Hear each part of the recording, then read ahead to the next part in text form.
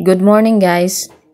Today's video ipapakita ko sa iyo yung ginawang lutuan ng kapatid ko. Ayan.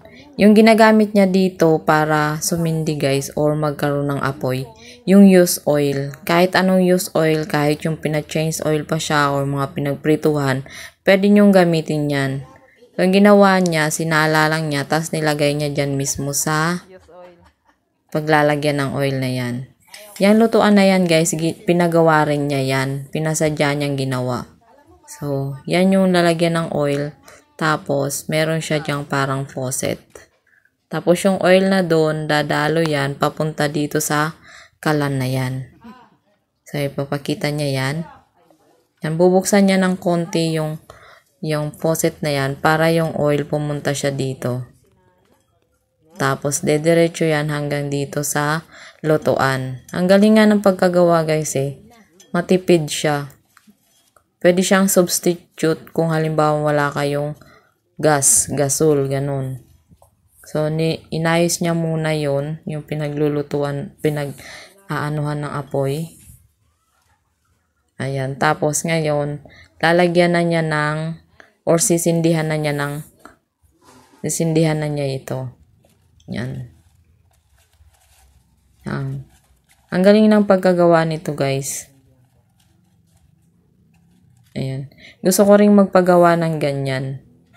So, hindi ko na-videohan yung paggawa niya mismo kasi nung pumunta lang ako sa kanila, saka ko lang nakita.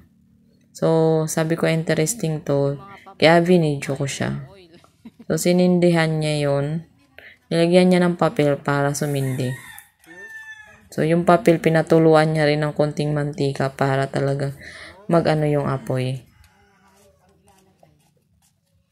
Ayan. Ganyan mag-start guys para sumindi yung apoy niya. So, meron na dyang oil kasi dumaloy na siya mula doon papunta dito. Dumaloy na yung apoy. Ayan. Tapos guys, meron siyang blower. Ito yung blower niya.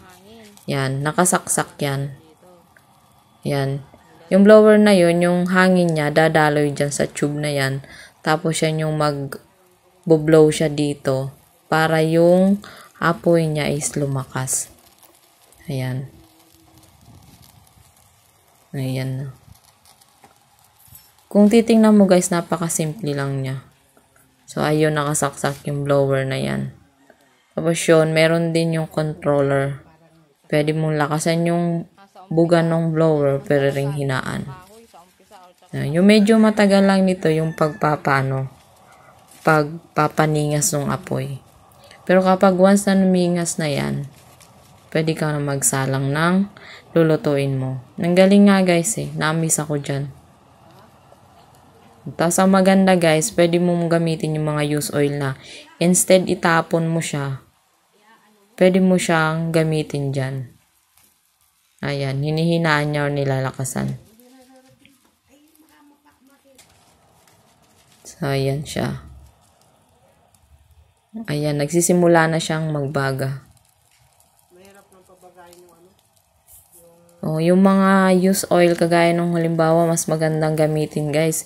Yung mga pinag-change oilan nyo. Instead na itapon nyo siya, pwedeng gamitin sa ganyan. So, magpagawa lang kayong ganyan. Pina-welding yan lang yan eh. Pinasadyang welding. So, tipid siya guys kasi hindi nyo na kailangang gumasos ng uling kung nag-uuling kayo or hindi nyo na gumasos ng gasol. Ayan. Ayan o, patak-patak lang yung oil niya guys.